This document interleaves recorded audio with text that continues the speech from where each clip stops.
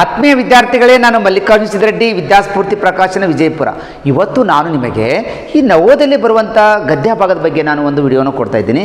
ವಿದ್ಯಾರ್ಥಿಗಳು ನನ್ನ ವಿಡಿಯೋಗಳನ್ನು ಪ್ರಾರಂಭದಿಂದ ಕೊನೆಯವರೆಗೆ ವಿಡಿಯೋ ನೋಡುತ್ತಾ ನೀವು ಕೂಡ ಗದ್ಯ ಭಾಗವನ್ನು ಹೆಚ್ಚು ಅಂಕನ ಪಡಲಿಕ್ಕೆ ಉಪಯೋಗಿಸ್ಕೊಳ್ಳಿ ಅಂತ ಹೇಳುತ್ತಾ, ಇವತ್ತು ನಾನು ನಿಮಗೆ ಜೀನೆಸ್ ಮಾದರಿ ಪ್ರಶ್ನೆ ಪತ್ರಿಕೆ 9ರಲ್ಲಿ ಗದ್ಯ ಭಾಗ 1ರ ಬಗ್ಗೆ ನಾನು ವಿಡಿಯೋನ ಕೊಡ್ತಾ ಇದ್ದೀನಿ.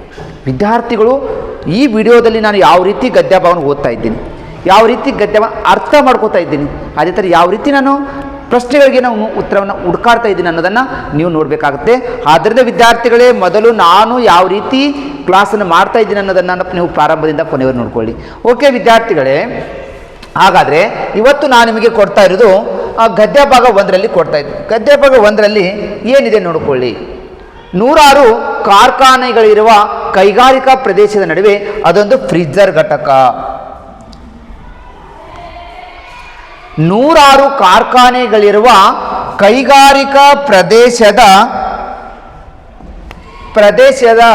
ನಡುವೆ ಅದೊಂದು ಫ್ರೀಜರ್ ಘಟಕ ಇತ್ತಂತೆ. ಅಲ್ಲಿ ಸಾಕಷ್ಟು ಕಾರ್ಖಾನೆಗಳಿದ್ದು, 100 ಕಾರ್ಖಾನೆಗಳಿರುವಂಥ ಒಂದು ಕೈಗಾರಿಕಾ ಪ್ರದೇಶ ಜಾಗದಲ್ಲಿ ಅಲ್ಲೊಂದು ಏನಿತ್ತಂದರೆ ಫ್ರೀಜರ್ ಘಟಕ ಇತ್ತು. ಆ ಫ್ರೀಜರ್ ಘಟಕ ಎದಕ್ಕೆ ಸಂಬಂಧಪಟ್ಟಂದರೆ ಆಹಾರ ಪದಾರ್ಥಗಳನ್ನು ಸಂಗ್ರಹಿಸಿಡುವ, ಆ ಫ್ರೀಜರ್ ಘಟಕದಲ್ಲಿ ಆಹಾರ ಪದಾರ್ಥಗಳನ್ನು ಸಂಗ್ರಹಿಸಿಡಲಿಕ್ಕೆ ಶೀತಲ ಯಂತ್ರಗಳು ಅಲ್ಲಿದ್ದವು. ಶೀತಲ ಯಂತ್ರಗಳು ಎಲ್ಲಿದ್ದವು ಅಂದರೆ ಫ್ರೀಜರ್ ಘಟಕದಲ್ಲಿದ್ದವು. 100 ಪ್ರದೇಶದ ಕೈಗಾರಿಕಾ ಪ್ರದೇಶದ ನಡುವೆ ಒಂದು ದೊಡ್ಡದಾಗಿರುವಂಥ ಫ್ರೀಜರ್ ಘಟಕ ಇತ್ತು. ಆ ಫ್ರೀಜರ್ ಘಟಕದ ಒಳಗಡೆ ಈ ಶೀತಲ ಯಂತ್ರಗಳಿದ್ದಂತವೆ.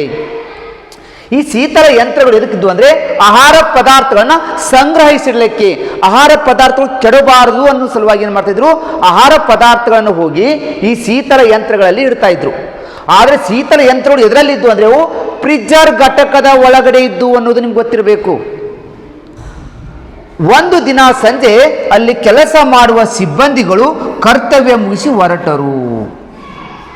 ಆ ಕಾರ್ಖಾನೆಯಲ್ಲಿ ಕೆಲಸ ಮಾಡುತ್ತಿರುವಂಥ ಕೆಲಸಗಾರರು ಸಾಯಂಕಾಲ ಸಂಜೆ ಕೆಲಸ ಮುಗಿದ ಮೇಲೆ ಏನು ಮಾಡ್ರು, ತಮ್ಮ ಕೆಲಸವನ್ನು ಮುಗಿದ ಮೇಲೆ ಎಲ್ಲ ಕೆಲಸಗಾರರು ಏನು ಮಾಡಿಬಿಟ್ರು, ತಮ್ಮ ಕೆಲಸವನ್ನು ಬಿಟ್ಟು ಕರ್ತವ್ಯವನ್ನು ಮುಗಿಸಿ ಏನು ಮಾಡಿದ್ರು, ಹೊರಟರು. ತಮ್ಮ ಕೆಲಸವನ್ನು ಮುಗಿಸಿ ಹೊರಟರು, ತಮ್ಮ ಕರ್ತವ್ಯವನ್ನು ಮುಗಿಸಿ ತಮ್ಮ ಮನೆಗೆ ಸಾಯಂಕಾಲ ಹೊರಟರು. ಆದರೆ ಆ ಘಟಕದ ಇಂಜಿನಿಯರ್ ಒಬ್ಬರು ಯಾವುದೋ ಫ್ರೀಜರ್ನಲ್ಲಿ ಸಮಸ್ಯೆ ಇರುವುದು ಗೊತ್ತಾಗಿ ಆತ ಅದನ್ನು ದುರಸ್ತಿಗೊಳಿಸುವುದರಲ್ಲಿ ನಿರತನಾದ.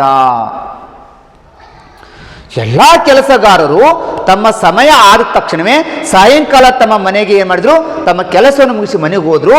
ಅದರಲ್ಲಿ ಒಬ್ಬ ಘಟಕದ ಇಂಜಿನಿಯರ್ ಅಂದ್ರೆ ಆ ಒಂದು ಮಷಿನ್ಗಳನ್ನು ನೋಡ್ತಿರುವಂಥ ಇಂಜಿನಿಯರ್ ಏನಿದ್ನಲ್ಲ, ಅವನು ಒಬ್ರು ಏನು ಮಾಡಿದ್ರು, ಯಾವುದೋ ಫ್ರೀಜರ್ನಲ್ಲಿ ಸಮಸ್ಯೆ ಇರುವುದು ಗೊತ್ತಾಯಿತು.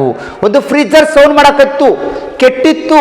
ಅದು ಸೌಂಡ್ ಮಾಡಿದ ತಕ್ಷಣವೇ ಏನು ಮಾಡಿದ, ಆ ಇಂಜಿನಿಯರ್ ಮನೆಗೆ ಹೋಗಲಿಲ್ಲ. ಅವನು ಸಮಯ ಮುಗಿದ್ರು ಕೂಡ ಆ ಒಂದು ಸೌಂಡ್ ಮಾಡಿದ ತಕ್ಷಣವೇ ಆ ಫ್ರಿಜ್ಜರ್ ಹತ್ರ ಹೋದ.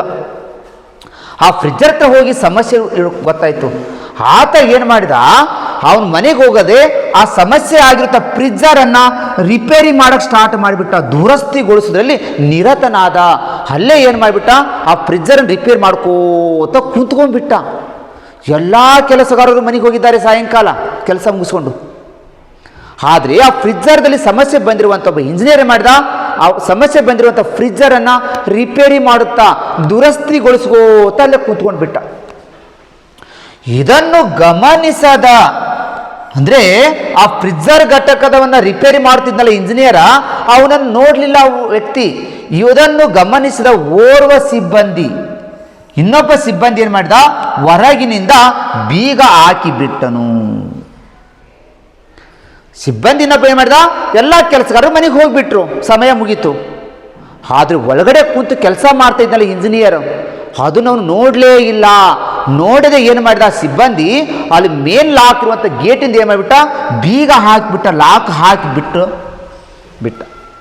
ಇದನ್ನು ತಡವಾಗಿ ಮನಗಂಡ ಇಂಜಿನಿಯರ್ ಸಹಾಯಕ್ಕಾಗಿ ಕೂಗತೊಡಗಿದರೂ ಯಾರೂ ಕೇಳಿಸಿಕೊಳ್ಳಲಿಲ್ಲ.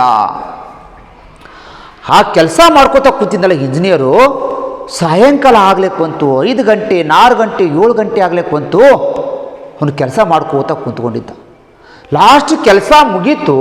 ಕೆಲಸ ಮೇಲೆ ಇದನ್ನು ತಡವಾಗಿ ಮನಗಂಡ, ಅವನು ಗೊತ್ತಾಯ್ತು ಟೈಮ್ ಭಾಳ ಆಯ್ತು ಅಂತ ನೋಡ್ಕೊಂಡ. ಹೋಗಿ ನೋಡ್ತಾನೆ, ಬಾಕ್ಲವನ್ನು ಹಾಕಿ ಲಾಕ್ ಹಾಕಿಬಿಟ್ಟಿದ್ರಲ್ಲ. ಅವನು ಏನು ಮಾಡ್ತಾನೆ, ತನ್ನ ಸಹಾಯಕ್ಕೆ ಕೂಗ್ತಾನೆ. ಯಾಕಂದ್ರೆ ಫ್ರಿಜ್ಜರ್ ಘಟಕ ಎಲ್ಲ AC ಆನ್ ಆಗಿಬಿಟ್ಟಿದ್ದಾವೆ ಆ ಕಾರ್ಖಾನೆಯಲ್ಲಿ, ಆ ಫ್ರಿಜ್ಜರ್ ಘಟಕದಲ್ಲಿ. ಅದು ಬಂದ್ ಮಾಡಲಿಕ್ಕೆ ಚಾನ್ಸ್ ಇಲ್ಲ. ಅವನು ಒಳಗಡೆ ಹಾಕಿಬಿಟ್ಟಿದ್ದಾನೆ. ಹೊರಗಡೆ ಚಾವಿ ಹಾಕೊಂಡು ಒಬ್ಬ ಸಿಬ್ಬಂದಿ ಹೋಗಿಬಿಟ್ಟಿದ್ದಾನೆ, ಓರ್ವ ಸಿಬ್ಬಂದಿ. ಅವ್ನು ನೋಡೇ ಇಲ್ಲ ಒಳಗಡೆ ಏನು ಮಾಡ್ತಾ ಇದ್ದಾರೆ ಅಂತ ಅಂಗಿಸಿ. ಆ ಇಂಜಿನಿಯರ್ ಸಹಾಯಕ್ಕೆ ಕೂಗತೊಡಗಿದ್ರು. ಅಲ್ಲಿ ಯಾರೂ ಕೇಳಿಲ್ಲ. ಯಾಕಂದ್ರೆ ಅದೊಂದು ದೊಡ್ಡ ಪ್ರದೇಶ, ದೊಡ್ಡ ಕಾರ್ಖಾನೆ. ರಾತ್ರಿ ಎಲ್ಲ ಫ್ರಿಜರೇಟರ್ ಆನ್ ಆಗಿದ್ದಾವೆ, ಎಲ್ಲ ಆಹಾರ ಕೆಡಬಾರ್ದು ಅಂತ ತಿಳ್ಕೊಂಡು ಅವಾಗ ಒಳಗಡೆ ಮೈನಸ್ ಉಷ್ಣಾಂಶವಿದ್ದರಿಂದ ಹಾಗೆ 1 ತಾಸು 2 ತಾಸು ಸಮಯ ಹೋಯ್ತು. ಟೋಟಲ್ ಆಗಿ ಏನು ಮಾಡಿತ್ತು, ಆ ಒಂದು ಫ್ರಿಜ್ಜರ್ ಘಟಕದಿಂದ AC ಆನ್ ಆಯಿತು. ಅವಾಗ ಮೈನಸ್ ಉಷ್ಣಾಂಶ ಬರಕತ್ತಿ ಬಿಡ್ತು ಒಳಗಡೆ. ಮಂಜುಗಡ್ಡೆಯು ಶುರು ಆಯಿತು. ಆತನನ್ನು ಆವರಿಸಿ ಕೈ ಕಾಲು ಮರಗಟ್ಟಲು ಆರಂಭಿಸಿದವು. ಒಳಗಡೆ ಕುಂತ್ಕೊಂಡ ಮೇಲೆ ಎಲ್ಲ ಕೈಗಳು ಕಾಲುಗಳು ಬೆರಳುಗಳು ಏನು ಮಾಡಿಬಿಟ್ಟು ಆ ಒಂದು ಮಂಜುಗಡ್ಡೆ ಆತನ ಆವರಿಸಿಕೊಂಡಿಸಿ ಕೈ ಕಾಲುಗಳೆಲ್ಲ ಮರಗಟ್ಟಲಿಕ್ಕೆ ಸ್ಟಾರ್ಟ್ ಆದವು, ಮರಗಟ್ಟಿದವು. ತನ್ನ ಕೆಲಸವನ್ನು ಮಾಡದೇ ಇರುವಂಗೆ ಆಗಿಬಿಟ್ಟು. ಇದೇ ವೇಳೆಗೆ ಹೊರಗಿದ್ದ ಸೆಕ್ಯೂರಿಟಿ ಗಾರ್ಡ್ ಒಬ್ಬ, ಗೇಟ್ನಲ್ಲಿ ಒಬ್ಬ ವ್ಯಕ್ತಿ ಕಾಯ್ತಾ ಇರ್ತಾನೆ, ವಾಚ್ಮನ್, ಸೆಕ್ಯೂರಿಟಿ ಗಾರ್ಡ್ ಅಂತ ಕರಿತಾ ಇದ್ದಾರೆ. ಅವ ಏನು ಮಾಡ್ತಾನೆ, ದಿನಾಲು ಬೆಳಗ್ಗೆ ನನಗೆ ಹಾಯ್ ಹಾಗೂ ಸಂಜೆ ಬಾಯ್ ಹೇಳುತ್ತಿದ್ದ ಇಂಜಿನಿಯರ್ ಒಬ್ಬರು ಈ ದಿನ ಬಾಯ್ ಹೇಳಲಿಲ್ಲ ಏಕೆ ಎಂದು ಅನುಮಾನಿಸಿ ಟಾರ್ಚ್ ಹಿಡಿದು ಘಟಕದೊಳಗೆ ನೋಡಿದಾಗ ಬಿದ್ದು ಒದ್ದಾಡುತ್ತಿದ್ದ ಇಂಜಿನಿಯರನ್ನು ಹೊರಗೆ ಎಳಿ ತಂದು ಬಿಸಿ ಚಹಾವನ್ನು ಕೊಟ್ಟು ಉಪಚರಿಸಿದನು. ಈ ಒಬ್ಬ ಇಂಜಿನಿಯರ ಏನು ಮಾಡ್ತಾನೆ, ದಿನಾಲು ವಾಚ್ಮನ್ನನಿಗೆ, ಆ ಗಾರ್ಡ್ಸನಿಗೆ ತಾನು ಒಳಗಡೆ ಬರಬೇಕಾದ್ರೆ, ಕಾರ್ಖಾನೆ ಒಳಗಡೆ ಬರಬೇಕಾದ್ರೆ ಅವನಿಗೆ ದಿನಾಲು ಏನು ಹೇಳ್ತಾ ಇದ್ದ, ಹಾಯ್ ಹೇಳ್ತಾ ಇದ್ದ, ಹಾಯ್ ಅಂತ ಹೇಳಿ ಬರ್ತಾ ಇದ್ದ. ವಾಪಸ್ ಮನೆಗೆ ಸಾಯಂಕಾಲ ಹೋಗ್ಬೇಕಾದ್ರೆ ಆ ವಾಚ್ಮನ್ನನಿಗೆ ಬಾಯ್ ಹೇಳ್ತಾ ಇದ್ದವನು. ಆದರೆ ಅವತ್ತು ಏನಾಗುತ್ತೆ, ಆ ವಾಚ್ಮನ್ ನನಗೆ, ಆ ಗಾರ್ಡ್ಸನಿಗೆ ಸಂಶಯ ಬರುತ್ತೆ. ನನಗೆ ದಿನಾಲೂ ಬೆಳಗ್ಗೆ ತನಗೆ ಆಯ್ ಹೇಳ್ತಾ ಇದ್ದ, ವಾಪಸ್ ಸಂಜೆ ಬಾಯ್ ಹೇಳ್ತಿದ್ದ. ಇಂಜಿನಿಯರ್ ಇವತ್ತು ಯಾಕೆ ಹೇಳಿಲ್ಲ, ಬೆಳಗ್ಗೆ ಮಾತ್ರ ಹಾಯ್ ಹೇಳಿದ್ದಾನೆ, ಬೆಳಗ್ಗೆ ನನಗೆ ಹಾಯ್ ಹೇಳಿದ್ದಾನೆ, ಸಂಜೆ ಬಾಯ್ ಹೇಳ್ಬೇಕಾಗಿತ್ತಲ್ಲ. ಆದರೆ ಈ ದಿನ ಬಾಯ್ ಯಾಕೆ ಹೇಳಿಲ್ಲ ಅಂತ ಅವನು ಸಂಶಯ ಬರ್ತದೆ ಎಂದು ಅನುಮಾನಿಸ್ತಾನೆ. ಅವಾಗ ಅವನು ಸಂಶಯ ಬರ್ತದೆ, ಬೆಳಗ್ಗೆ ನನಗೊಬ್ಬ ಇಂಜಿನಿಯರು, ಒಬ್ಬ ದೊಡ್ಡ ಇಂಜಿನಿಯರ್ ಈ ಒಂದು ಕಾರ್ಖಾನೆಯಲ್ಲಿ ಒಬ್ಬ ಸಣ್ಣ ವಾಚ್ಮನ್ಗೆ ದಿನಾಲು ಹಾಯ್ ಹೇಳ್ತಾ ಇದ್ದ, ಹೋಗ್ಬೇಕಾದ್ರೆ ಬಾಯ್ ಹೇಳ್ತಾ ಇದ್ದ. ನೋಡು, ಒಬ್ಬ ಇಂಜಿನಿಯರ್, ಒಬ್ಬ ಸಣ್ಣ ವ್ಯಕ್ತಿಯೂ ಕೂಡ ಅಷ್ಟು ಮರ್ಯಾದೆ ಕೊಡ್ತಾ ಇದ್ದ, ಗೌರವವನ್ನು ಕೊಡ್ತಾ ಇದ್ದ ಪ್ರತಿದಿನ. ಆದರೆ ಇವತ್ತು ನನಗೆ ಇಂಜಿನಿಯರ್ ಬೆಳಗ್ಗೆ ಹೋಗಬೇಕಾದ್ರೆ ನನಗೆ ಹಾಯ್ ಹೇಳಿದ್ದಾನೆ, ಆದರೆ ಸಾಯಂಕಾಲ ಹೋಗಬೇಕಾದ್ರೆ ಅವನು ಬಾಯಿ ಹೇಳಿಲ್ಲ ಅಂದರೆ ಅವನಿಗೊಂದು ಅನುಮಾನ ಬರುತ್ತೆ, ಸಂಶಯ ಬಂದು ಏನು ಮಾಡ್ತಾನೆ, ಆ ವ್ಯಕ್ತಿ ಏನು ಮಾಡ್ತಾನೆ, ಒಂದು ಟಾರ್ಚರನ್ನು ಹಿಡ್ಕೊಂಡು, ಒಂದು ಬ್ಯಾಟ್ರಿಯನ್ನು ಹಿಡ್ಕೊಂಡು, ಟಾರ್ಚ್ ಹಿಡ್ಕೊಂಡು ಆ ಘಟಕದ ಒಳಗೆ, ಆ ಕಾರ್ಖಾನೆ ಒಳಗೆ, ಆ ಫ್ರಿಜ್ಜರ್ ಘಟಕದ ಒಳಗೆ ಹೋಗಿ ಆ ಬಾಕ್ಲವನ್ನು ತೆಗೆದು ನೋಡ್ತಾನೆ. ಬಿದ್ದು ಒದ್ದಾಡ್ತಾ ಇರ್ತಾನೆ. ಯಾರು? ಇಂಜಿನಿಯರ್. ಎಲ್ಲ ಮರಗಟ್ಟಿ ಬಿಟ್ಟಿರ್ತವೆ ಕೈಗಳು, ಎಲ್ಲ AC ಎಲ್ಲ ಏನಾಗುತ್ತೆ, ಅದು 0 ಡಿಗ್ರಿ ಉಷ್ಣಾಂಶಕ್ಕೆ ಬಂದಿರುತ್ತೆ, ಮೈನಸ್ನಲ್ಲಿ ಬಂದಿರುತ್ತೆ, ಅಷ್ಟು ಕೋಲ್ಡ್ ಆಗಿಬಿಟ್ಟಿರುತ್ತೆ ಅವನಿಗೆ. ಬಿದ್ದು ಒದ್ದಾಡ್ತಿದ್ದನು ಇಂಜಿನಿಯರನ್ನು ಹೊರಗೆ ಎಳ್ಕೊಂಡ್ಬರ್ತಾರ ಯಾರು? ಆ ಸೆಕ್ಯೂರಿಟಿ ಗಾರ್ಡ್. ದಿನಾಲು ಅವನಿಗೆ ಹಾಯ್ ಬಾಯ್ ಹೇಳ್ತಾ ಇದ್ನಲ್ವಾ, ಒಬ್ಬ ಸಣ್ಣ ನೌಕರಿ D ದರ್ಜದವನಿಗೆ ಒಬ್ಬ ಸಾಫ್ಟ್ವೇರ್ ಇಂಜಿನಿಯರು ದಿನಾಲು ಅವನಿಗೆ ಆ ಒಂದು ಹೈ ಬಾಯ್ ಹೇಳ್ತಾ ಇದ್ನಲ್ಲ, ಅದಕ್ಕೆ ಅವನಿಗೆ ಏನು ಅನ್ನಿಸ್ತು, ನನಗೆ ಇವತ್ತು ಬೆಳಗ್ಗೆ ಬರಬೇಕಾದಾಗ ಹೈ ಹೇಳಿದ್ದಾರೆ, ಬೆಳಗ್ಗಿನ ಸಾಯಂಕಾಲ ಹೋಗ್ಬೇಕಾದ್ರೆ ನನ್ನ ಬಾಯಿ ಹೇಳಿಲ್ಲ ಅಂದರೆ ಯಾಕೆ ಅಂತ ತಿಳ್ಕೊಂಡು ಒಂದು ಟಾರ್ಚ್ ಬ್ಯಾಟ್ರಿ ತೊಗೊಂಡು ಹುಡುಕ್ಯಾಡ್ಕೋತ ಏನು ಮಾಡ್ತಾನೆ, ಆ ಘಟಕದ ಒಳಗೆ ನೋಡ್ತಾನೆ. ಅವ ನೋಡಿದಾಗ ಆ ವ್ಯಕ್ತಿ ಬಿದ್ದು ಒದ್ದಾಡ್ತದನ್ನು ಇಂಜಿನಿಯರನ್ನು ನೋಡಿಕೊಂಡು ಅವ್ರನ್ನ ಏನು ಮಾಡ್ತಾನೆ, ಹೊರಗಡೆ ಎಳ್ಕೊಂಡು ತೊಗೊಂಡ್ಬರ್ತಾನೆ. ಬಂದು ಫುಲ್ AC ಅಲ್ಲ, ಫುಲ್ಲು ಕೋಲ್ಡ್ ಆವರಿಸಿತ್ತು, ಕೈ ಎಲ್ಲ ಮರಗಟ್ಟಿದ್ದು. ಹೋಗಿ ಏನು ಮಾಡ್ತಾನೆ, ಬಿಸಿ ಬಿಸಿ ಬಿಸಿ ಬಿಸಿ ಚಹಾವನ್ನು ಕೊಡ್ತಾನೆ. ಕೊಟ್ಟು ಅವನಿಗೆ ಉಪಚರಿಸ್ತಾನೆ, ಕೇಳ್ತಾನೆ, ಮಾತಾಡಿಸ್ತಾನೆ. ಯಾರು? ಒಬ್ಬ ಸೆಕ್ಯೂರಿಟಿ ಗಾರ್ಡ್.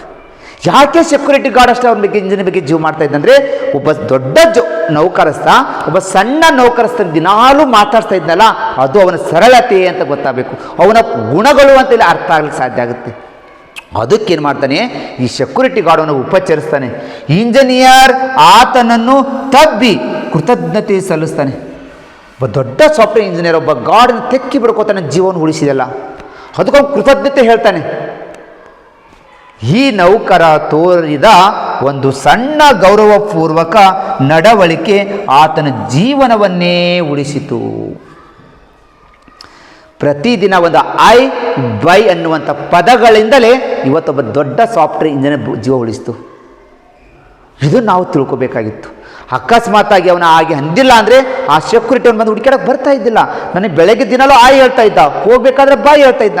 ಆದರೆ ಇವತ್ತ ಇಂಜಿನಿಯರ್ ಬೆಳಗ್ಗೆ ಆಯ್ ಹೇಳಿದ್ದಾನೆ, ಸಾಯಂಕಾಲ ನನಗೆ ಬಾಯಿ ಹೇಳಿಲ್ಲ ಅಂತ ಒಂದು ಗೊತ್ತಾದಾಗ ಮಾತ್ರ ಅವನು ಬಂದು ಆ ಫ್ರಿಜ್ಜರ್ ಘಟಕದಲ್ಲಿ ಚೆಕ್ ಮಾಡಿದಾಗ ಅವ್ರು ಸಿಗಿಬಿದ್ರು ಅನ್ನೋದು ಈ ಗದ್ಯ ಭಾಗ ಅರ್ಥ. ಎಷ್ಟು ಚೆನ್ನಾಗಿದೆ, ಎಷ್ಟು ಮಾರ್ಮಿಕವಾಗಿದೆ ಕತೆ.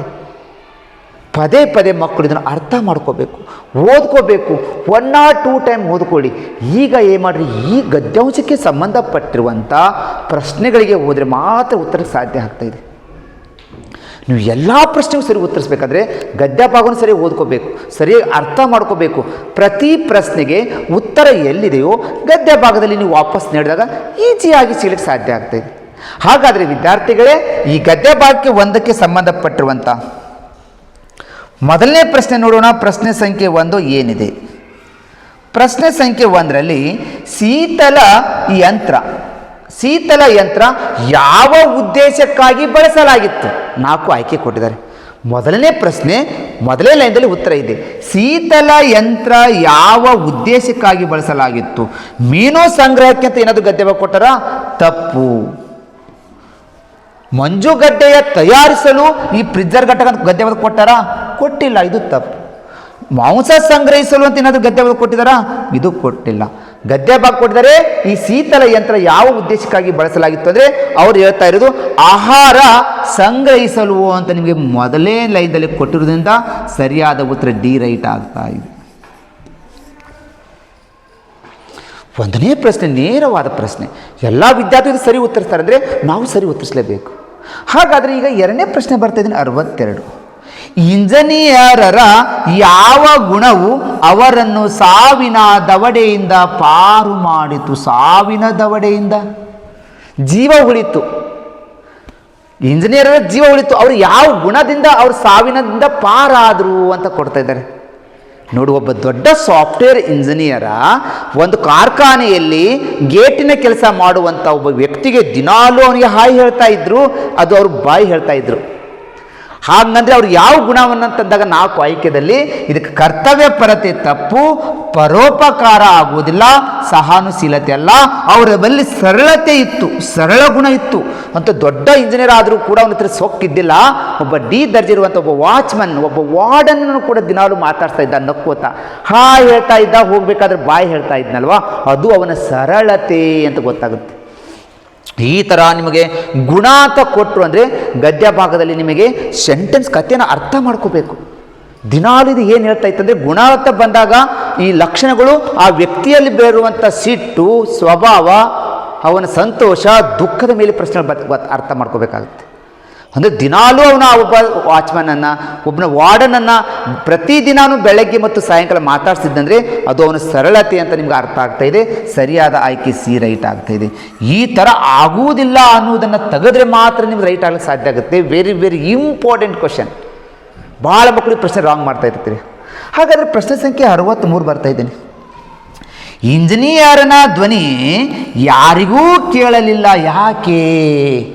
ಆ ಕಾರ್ಖಾನದಲ್ಲಿ ಜೋರಾಗಿ ಒದರ್ತಾನೆ, ಜೋರಾಗಿ ಚೀರ್ತಾನೆ, ಆದರೆ ಅವನ ಧ್ವನಿ ಯಾರಿಗೂ ಕೇಳಲಿಲ್ಲ. ಯಾಕೆ ಅಂದರೆ ಅವರೆಲ್ಲರೂ ಕಿವುಡರಾಗಿದ್ದರು ಅಂತ ಗದ್ಯ ಬದಲು ಕೊಟ್ಟಿಲ್ಲ. ಅವನು ಮೂಗನಾಗಿದ್ದನು, ಇದು ಆಗುವುದಿಲ್ಲ. ಕಾರ್ಖಾನೆ ಶಬ್ದ ಜೋರಾಗಿತ್ತು ಅಂತ ಏನಾದರೂ ಗದ್ಯ ಕೊಟ್ಟರನು? ಇಲ್ಲ. ಆದರೆ ನೋಡ್ಕೊಳ್ಳಿ ವಿದ್ಯಾರ್ಥಿಗಳೇ, ಇಂಜಿನಿಯರ್ನ ಧ್ವನಿ ಯಾರಿಗೂ ಕೇಳಿಸಲಿಲ್ಲ.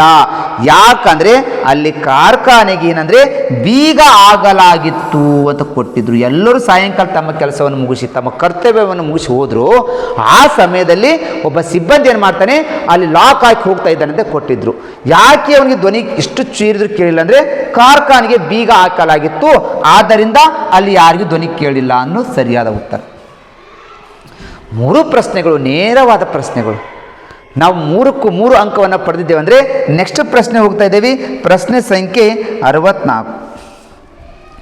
ವೆರಿ ಇಂಪಾರ್ಟೆಂಟ್ ಪ್ರಶ್ನೆ ಇದು. ನೋಡಿ, ಕ್ವಶನ್ ಅರ್ಥ ಮಾಡ್ಕೊಳ್ಳೋದು ವೆರಿ ಇಂಪಾರ್ಟೆಂಟು. ಈ ಮೇಲಿನ ವಾಕ್ಯಾವಳಿಯಲ್ಲಿ ನೀವೇನು ವಾಕ್ಯಾವಳಿ ಓದಿದ್ರಲ್ಲ, ಆ ವಾಕ್ಯಾವಳಿಯಲ್ಲಿ ಉಲ್ಲೇಖಿಸಿರುವಂತೆ ಈ ಕೆಳಗಿನ ಯಾವ ವಾಕ್ಯವು ತಪ್ಪಾಗಿದೆ ಎಂದು ನೀವು ಭಾವಿಸುವಿರಿ? ನೀವು ಇದರಲ್ಲಿ 4 ಆಯ್ಕೆ ಕೊಟ್ಟನೆ, ABCD. ಈ 4 ಆಯ್ಕೆಗಳು ಗದ್ಯ ಭಾಗದ ಪ್ರಕಾರ. ನಿಮ್ಗೆ ಇದ್ರಾಗ ಯಾವುದು ತಪ್ಪು ಅನಿಸ್ತಾ ನೀವು ಅನ್ಕೊಂತೀರಿ, ತಪ್ಪು ಅಂತ ಗೊತ್ತಾಗಬೇಕಂತ ಹೇಳ್ತಾನೆ. ಒಂದನೇದು, ಶೀತಲ ಯಂತ್ರದಲ್ಲಿ ಫ್ರಿಜ್ಜರ್ ಘಟಕಗಳು ಇರುತ್ತದೆ. ಗದ್ಯ ಭಾಗದಲ್ಲಿ ಕೊಟ್ಟಿಲ್ಲ. ಶೀತಲ ಯಂತ್ರದಲ್ಲಿ ಫ್ರಿಜ್ಜರ್ ಘಟಕಗಳು ಇದ್ದಾವೆ ಅಂತ ಕೊಟ್ಟಿಲ್ಲ ಅವರು. ಫ್ರಿಜ್ಜರ್ ಘಟಕದಲ್ಲಿ ಆಹಾರ ಸಂಗ್ರಹಿಸುವ ಶೀತಲ ಯಂತ್ರಗಳು ಇದ್ದವು ಅಂತ ಕೊಟ್ಟಾನೆ ಮೊದಲೇ ಲೈನ್ದಲ್ಲಿ. ಆದರೆ ಶೀತಲ ಯಂತ್ರದಲ್ಲಿ ಫ್ರಿಜ್ಜರ್ ಘಟಕಗಳು ಇರುತ್ತವೆ ಅಂತ ಕೊಟ್ಟಿಲ್ಲ. ಫ್ರಿಜ್ಜರ್ ಘಟಕದಲ್ಲಿ ಶೀತಲ ಯಂತ್ರಗಳು ಇರ್ತವೆ ಅಂತ ಕೊಟ್ಟನಂದರೆ ಇದೇ ನಮಗೆ ತಪ್ಪು ಅಂತ ಅನಿಸ್ತಾ ಇದೆ. ಇದು ತಪ್ಪು ಅಂದರೆ ಇನ್ನು 3 ಸರಿ ಆಗಬೇಕಲ್ವಾ? 2ನೇದು, ಬಾಗಿಲು ಹಾಕಿದ ಸಿಬ್ಬಂದಿಯ ಅಜಾಗರೂಕತೆ.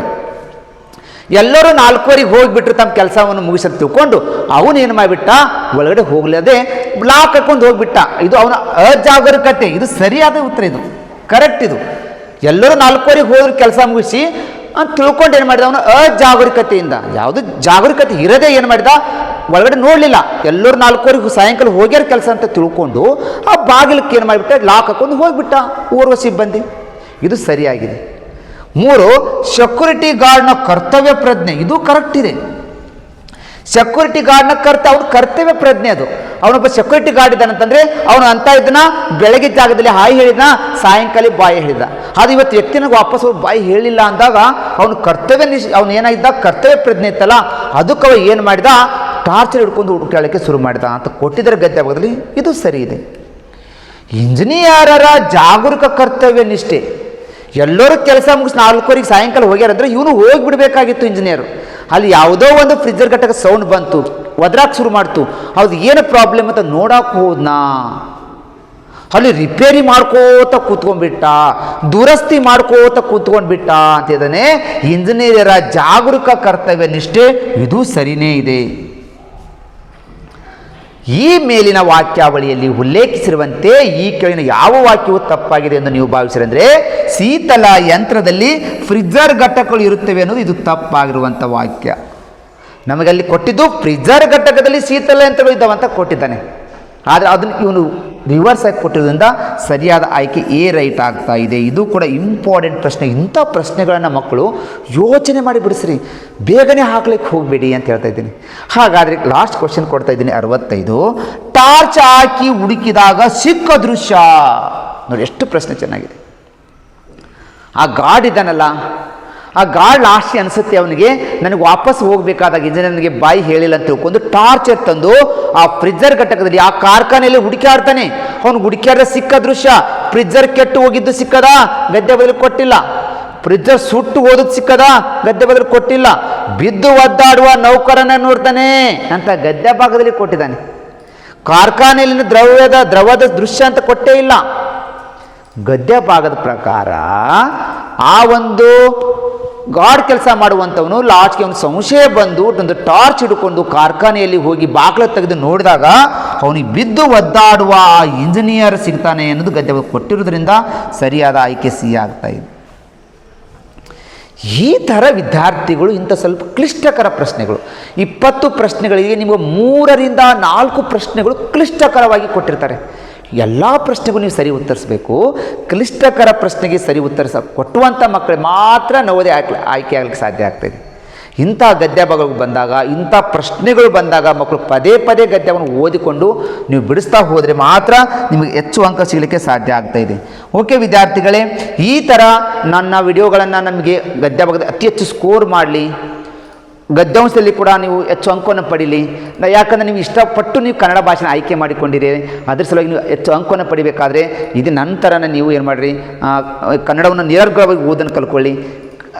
ಆ ಒಂದು ಕಥೆಯನ್ನು, ಆ ಒಂದು ಗದ್ಯಾಂಶವನ್ನು ನಿಮ್ಮದೇ ಆದ ಭಾಷೆಯಲ್ಲಿ ಹೇಳೋದನ್ನು ಪ್ರಾಕ್ಟೀಸ್ ಮಾಡಿಕೊಳ್ಳಿ.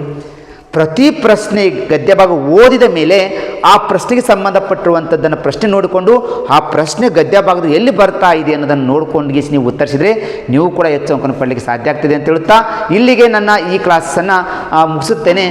ವಂದನೆಗಳು.